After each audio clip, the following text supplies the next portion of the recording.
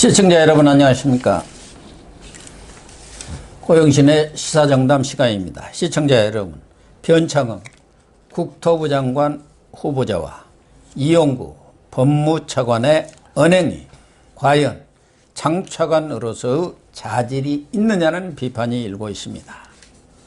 문재인 대통령은 사람이 먼저다, 이런 구호를 내세웠습니다만은 지금 돌아가는 것을 보면은 내 사람이 먼저다 라는 말밖에 할 수 없을 것 같습니다.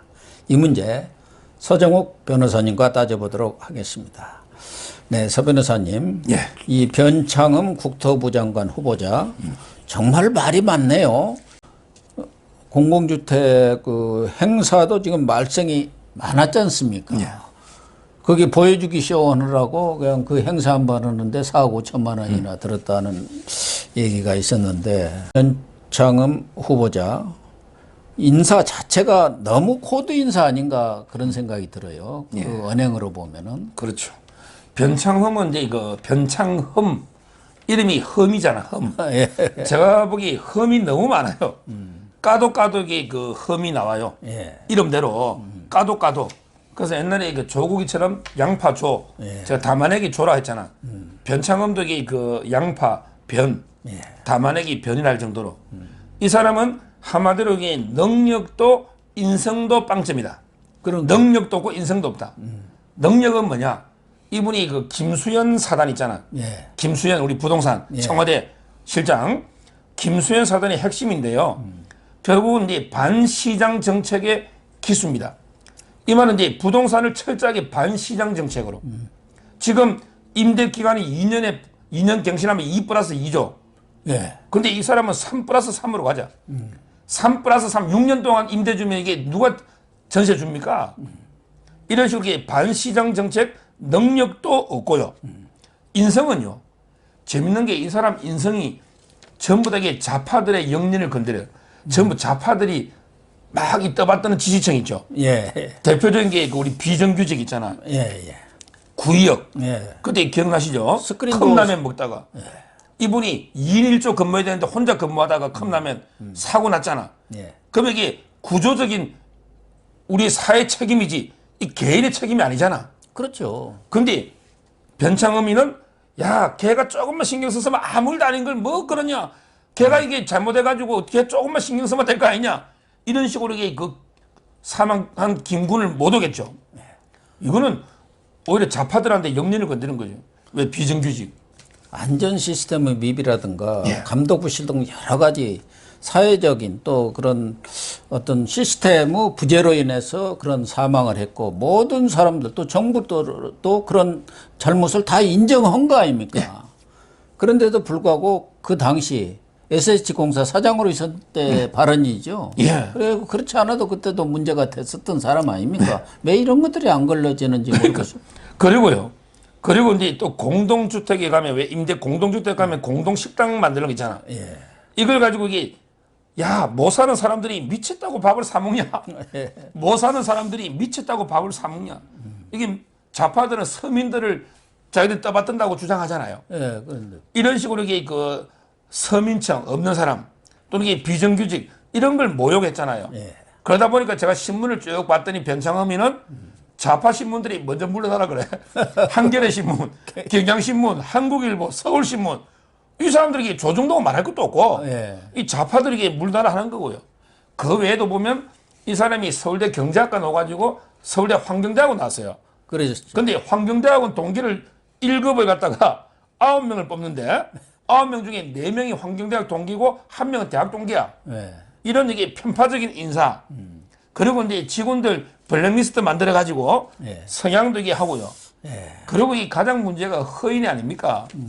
허인회. 태양광. 태양광으로 구속돼 있잖아. 예. 근데 허인회 이 사람이 이게 미니 발전소 해가지고 25건 이게 그 납품액가 21억 정도 두 개 합치면 보조금을 타갔잖아요. 허인한테 밀어준. 이런 이게 능력과 인성, 이런 사람이 이게 장관 된다? 정말 이게 끔찍한 일이죠. 그러니까 허인의 경우도 박원순 시장하고 아주 가까운 사람으로 알려져 있고, 어떻게 보면 운동권 세력의 큰 형격 아닙니까? 그러니까 변창흠이는 또 거기에 좀 아부점 한다고 25건이나 이렇게 밀어준 거 아니겠어요. 태양광 미니 발전소를.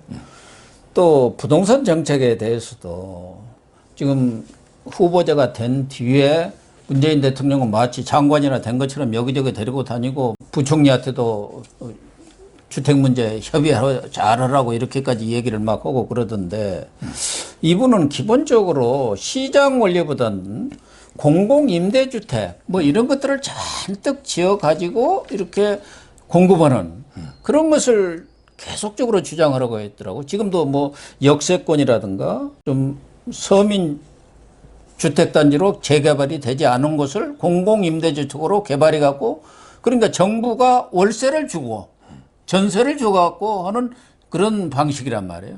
그건 사실은 민간 시장을 죽여버리는 거 시장의 원리, 공급 수요 공급의 원칙에 어긋나는 거거든요. 그러니까요. 그러면 이게 본인에게 공공임대주택에 삽니까? 본인에게 영끌이라고 합니다. 영혼까지 끌어모아서 예. 온갖 게 돈을 다 끌어모아가 집 사가지고 뭐 5억 이상 옛날에 그 부동산 투기로 돈도 벌었잖아요. 예.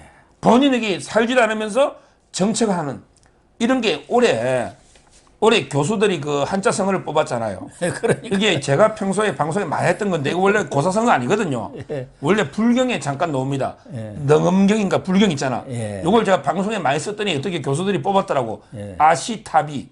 아시 내만 옳고 예. 탑이 당신은 타인은 틀렸다. 내로남불이거든. 예. 이걸 제가 방송에서 많이 썼거든요. 근데 이런 게 내로남불의 전형입니다. 그러니까. 자기는 이게 임대주택에 살지도 않으면서 자기는 이게 영끌 딱 끌어모아가 투기가 돈 벌면서 야 너는 이게 그거 살아라. 서민들은 임대주택에 살으라는 거예요. 공공임대주택에. 그러니까 자기는 이게 그 온갖 외식에가 맛있는 거 보면서 야 너는 이게 못 사는 사람들이 미치다고 너 외식하냐. 너는 집에서 이게 맨날 라면만 끓여 먹라. 이게 말이 됩니까? 그러니까 장하성이하고 딱 맞는 거예요. 장하성이가 왜 전부 강남에 살라고 하냐.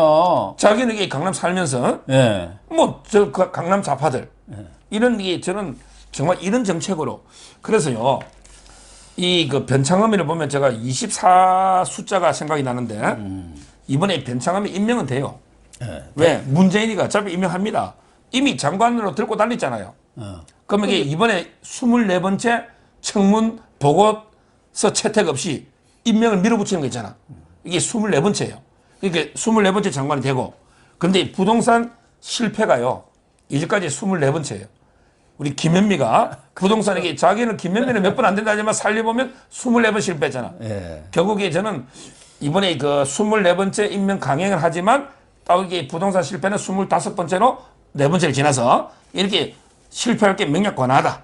이렇게 보입니다. 변창흠이가 주장하고 있잖아요. 문재인 정부가 주택 정책을 역대 대통령 중에서 제일 잘했다는 거예요. 지금 집값이 미쳐 있는데 거기다가 임대차 3법도 불가피하다. 임대차 3법 때문에 전세값이 오르고 그것에 따라서 집값이 오르고 이렇게 악순환이 계속되고 있는데 또 그거 옹호하고 있는 그런 코드 인사를 했는데 말씀하신 대로 진보 언론, 좌파 언론까지도 전부 변창흠이는 안 된다고 하는데 문재인이가 그런 말 듣겠어요? 그러니까 이게 변창흠이가 SH공사 사장할 때는 이게 또 그 박비어천가 박원순이만 빨아주더라고. 박원순이가 제일 잘했다고 주대. 그걸 박비어천가, 용비어천가 할 때 박비어천가를 부르더니 이제 박원순이가 죽고 나니까 극단 선택. 그럴 건데 문비어천가만 불러가지고 어떻게 한 자리 해보려고 하는데요. 옛날에 뭐 우리가 뭐 여우 피하니까 호랑이 만나듯이 김현미가 지금 이게 전부 옛날에 조은산, 진산 그분들이 김현미가 차라리 낫다고 바꾸지 말라고 하잖아요. 그러니까. 정말 저는 이런 게 부동산 정책으로 과연 이게 되겠는가 이런 반시장적인 앞으로 이게 그래서 국민의힘이 낭만은 원식이죠. 뭐 밀어붙이면 그렇지만 이게 송곳 검증을 해가지고 이 부도덕성을 만천하에 국민들한테 알리면요. 그러면 이게 여론 될 거를 거 아닙니까? 이런 게 역할을 해야 된다 이렇게 봅니다. 정말 문재인 대통령이 여론에 따라서 이런 사람에 대해서는 과감하게 내쳐야하는데 참 그러지 않을까 해서 걱정이고요. 또 하나는 법무부 장관이라는 사람들이 조국 추미애 다 온 국민의 근심 걱정거리가 되더니 그 뒤에 지금 차관까지도 이용구 차관. 이 사람은 술 먹고 택시 타가지고 집에서 아파트 앞에서 조용히 내리면 되지. 그 서민 아닙니까? 또 택시 운전사. 그 사람은 쥐어팼다는 거 아닙니까? 그런데도 불구하고 특가법 조치를 하지 않고 경찰이 봐줘버린 것이 지금 문제가 되고 있는 거 아닙니까? 그렇죠. 이 사람은 이게 그 술 안 취해도 문제 많아요. 술 안 취해도 이게 그 배궁규 산자부 장관 옛날에 네. 변호할 때 이게 대전지검에 찾아가 난리치고 술 안 먹어도 문제가 많은 사람인데 술 먹으면 이게 완전히 토리처럼 개가 되는 것 같아. 그런 주사 있잖아, 주사. 예, 주사가 술 뭐 먹으면. 심한 것 같아요. 이번 건 이전에요. 이번 건 이전에 올해 4월 달에 이 사람이 4월 달에 법무부 법무실장 그만뒀죠. 예. 그러니까 간부들이 한 10여 명 모여가 회식을 했거든요. 회식하고 내 2차를 갖다 서초동으로 온 거예요. 과천에서. 예. 그러고 이제 10시쯤에 윤석열 총장을 불러낸 거예요. 10명 중에서 좀 격려해 주라고 그만두니까. 그러니까 윤석열 총장이 갔더니 이 사람이 술이 취해가지고요. 총장한테 하는 말이 뭐냐면 형이 정치하려고 구계형 수사한 거 아니냐. 형이 윤석열 형이 정치하려고 구기형 조국이 수사한 거 아니냐. 형만 아니었으면 구기형 그렇게 안 됐다. 그러면서 이게 또 뭐랬냐면 야 표창장은 강남에 가면 몇십만 원이면 다 사지 않느냐. 아니 이게 법무부 법무실장 하는 사람이 표창장이면 이게 강남에 가면 몇십만 원이면 다 삽니까? 그러니까 윤석열 총장이 그냥 들어온 거 아닙니까? 술 먹고 원래부터 자격이 없는 사람이네요. 이게 네, 검증을 머리는 좋은지 모르는데 이 사람도 인성이 완전히 빵점이구만. 이게 법조계 다 소문 나가 이번에 기피 신청했잖아. 옛날에 조국 수사를 비판했다고. 근데 기피 신청 안 받아주고 끝까지 징계위원 한 사람 아닙니까? 그러니까요. 이용구가요. 네. 근데 재밌는 게 나이가 이용구가 조국이보다 많아요. 조국이는 학번만 높잖아. 82학번. 예. 근데 6살에 들어가가지고 조국이는 65년생이거든. 이용구는 64년생이에요. 근데 그런데 형이라고- 조국이 보고 맨날 구기형 하는데 운동권 개본지 하여튼 그것도 안 맞고 이용국의 대학도 10년 만에 서울대 졸업했고요. 그 다음에 이번 사건 있잖아요. 이거는 이번 사건은 말이 안 되는 사건이던데 뭐 말이 안 되는 이용구도 이게 말이 안 되지만 저는 경찰이 더 문제예요. 그때요 우리가 법이 2015년에 법을 바꿀 때 그때 신문에만 다 났어요. 그때 우리 특가법을 바꿀 때 자동차가 이제 그 손님 내려주거나 태우려고 잠깐 쓰잖아. 예. 이런 경우도 운행 중이다. 그렇게 운행 중 폭행이 된다고 법을 다 바꿨잖아. 법무부에서. 이걸 이게 경찰이나 이용구가 모르겠습니까? 모를 리가 없죠. 다 헌재 아는데. 판결도 진정 나왔더구만요. 여러 차례요. 그러니까요. 그리고 이게 그때 이용구가 운전사의 그 목덜미를 잡아 당겼잖아요. 욕설을 하면서. 예. 오죽하면 이게 경찰까지 부르겠습니까? 그러면 이게 목덜미 당기면 시동이 켜진 상태에서 아주 이게 위험한 거 엑셀레이터 밟을 수도 있고. 예. 그래서 이게 5년 이하의 징역 또는 2천만 원의 벌금으로 특가법 있잖아. 특가법은요. 합의를 해도 처벌합니다. 그렇게 되어 있더구만요. 단순하게 폭행한 거는 서로 그냥 돈 물어주고 합의하면 끝나죠. 이걸 이게 반의사 불벌죄라거든. 의사에 반해서 처벌 못 한다는 거죠. 근데 이 특가법은 합의해도 반의사 불벌죄가 아니기 때문에 처벌하거든요. 그래서 저는 지금이라도 이 서초경찰서는 직무유기로 경찰도 조사하고 그다음에 이용구도 특가법으로 조사해가지고 반드시 이게 책임 물어야 된다. 이렇게 봅니다. 아니 술 먹고 택시를 타고 집 앞에 왔으면은 잤으면은 깨우면은 거의 내리면 되지. 왜 택시 운전사 서민들한테 그렇게 폭행을 가하고 그러니까 이 사람들은 내가 누군지 알고 어디다 대고 깨워하고 무조건 그런 거 아닙니까? 그런데 경찰이 더 문제인 게요. 그냥 일반 사람인 줄 알고 합의대가 풀어준 게 아니고 일반 사람이면 벌써 입건해가 내사종결이 아니고 잡아였죠. 그렇겠죠. 근데 조사를 해봤더니 이런 놈입니다. 기사가 경찰에서 조사를 해봤더니 뭐해서 법무부의 법무실장도 하고 판사도 오랫동안 하고 이게 놀 겁니다. 경력에. 예, 다 나오죠. 그러니까 이게 저는 풀어준 게 아닌가 이런 생각이 들기 때문에 경찰이 문제가 있다는 거예요. 정말 검경 수사권 조정이 돼갖고 이제 종결권까지도 경찰이 가져가지 않습니까? 그럴 경우 그렇지 않아도 지금 우리 경찰에 대한 신뢰가 뭐 그렇게 높지 않은 상황 아니에요? 저도 뭐 경찰서도 많이 과거 언론할 때 출입해 봤지만 과연 경찰한테 그런 권한을 주는 게 맞는 것인지 이 정권은 검찰에 힘을 빼기 위해서 뭐 검경 수사권 조정이다 검찰 개혁이다 해갖고 경찰한테 밀어주는데 이런 일들이 경찰로 진짜 넘어가면은 비일비재할 겁니다. 그래서 앞으로는 친문이 사람 때려도 아마 괜찮을 거예요. 그런 상황이 올지도 몰라요. 친문? 그래, 괜찮아. 오케이. 그리고 뭐 내사 종결해버리고 검찰한테 보고도 안 오고 그런 일들이 아마 비일비재하지 않겠나 그런 생각이 들어요. 이게 더 심한 게요. 참고로 이게 이용보다 더 심한 게 심재철이에요. 제가 학교 다닐 때 잘 알잖아요. NL이거든요. 주사파. 그때 김일성 찬양부터 제가 표현을 못 하겠어요. 지금 이게 또 심재철이가 저를 걸까 싶어서 명예훼손으로. 그거부터 술을 몸에게 안주도 녹기 전에 있잖아요.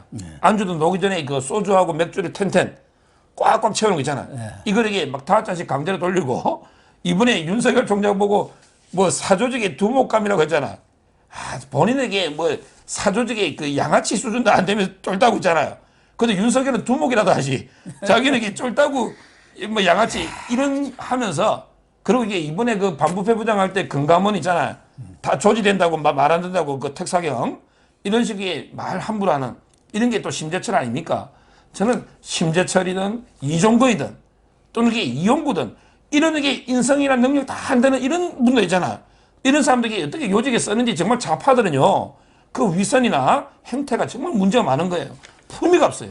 그런 인간들은 또 정권이 바뀌면 또 금방 태도를 바꿉니다. 그리고 그쪽에 가서 또 아부를 해대가지고 또 출세하고 참 이런 인간들이 우리 사회에서 중요한 자리들을 차지하고 있다는 게 정말 한심하고 또 하나 잠깐 언급해 볼 문제는 이 문준용 씨, 문재인의 아들 아닙니까? 이 문준용이는 그동안 참 말썽이 많은 사람이에요. 근데 이번에는 또 이 코로나 지금 이 상황 속에서 뭐 개인전 하는 건 좋은데 이 사람이 뭐 아티스트라니까 1,400만 원이나 되는 돈을 서울시 문화재단으로부터 또 받아가지고 지금 17일부터 23일까지 개인전을 하고 있다는데 과연 일반 음식점이고 어디고 다 문을 닫는 상황에서 대통령 아들이 서울시 돈이지만 결국은 국민의 세금으로 된 돈 아닙니까? 그 돈 받아서 전시하는 것이 옳은 일이에요. 이 사람이 이게 문준용이가요.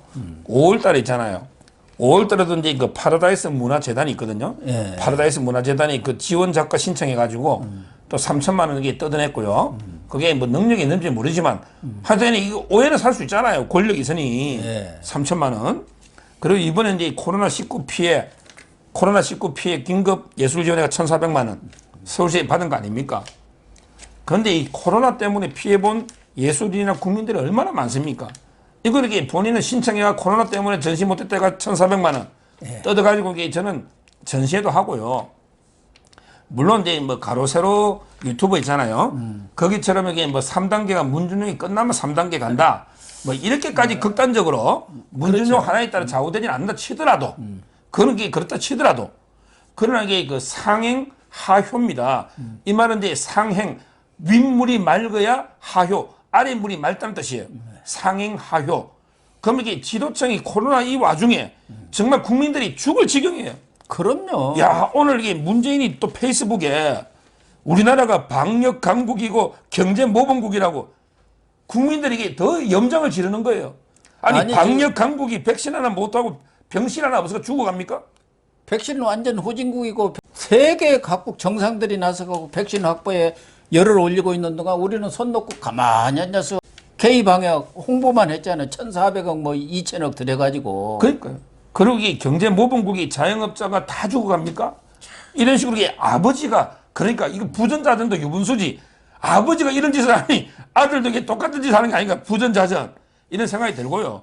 정말 이게 문준용이 자기는 뭐 내가 실력이 대단해가 뭐 어쩌고 저쩌고 남들이 떠받들어 주고 생각하는데 정말 이게 철이 있으면 좀 자기 스스로 이럴 때 제가 딱 하고 싶은 말이 있어요. 나훈아의 그 테스 형 know yourself 너 자신을 알라. 내가 이게 문준용이 뭐 네 꼬라지를 알아라. 네 자신을 알라.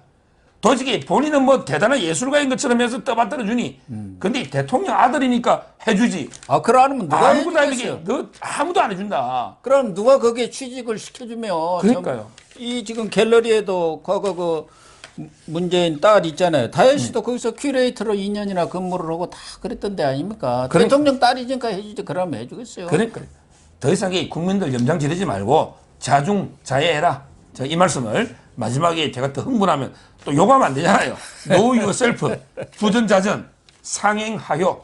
요걸로 이렇게 정리하겠습니다. 네. 서 변호사님 말씀에 적극 공감을 표시하면서 정말 좀 답답합니다. 우리나라 장차관이라는 사람들이 이런 인간들이 그런 중요한 자리를 맡는다는 것 자체가 정말 어불성설이고요. 대통령 아들, 딸, 뭐 사위, 또 그 무슨 동서까지 문재인 대통령 집안은 왜 그렇게 말이 많습니까? 다른 역대 대통령 중에 지금 문재인 대통령 가족처럼 말이 많은 대통령이 있었습니까? 그것도 친문 언론 판여갖고 쓰지도 못해요. 이런 유튜브에서나 그나마 좀 얘기를 하는데 우선 대통령부터 재가를 못하는데 무슨 치국이 되겠습니까? 제가 좀 열이 받았습니다. 시청자 여러분 양해해 주시기 바라고요. 시청해 주셔서 감사합니다. 감사합니다.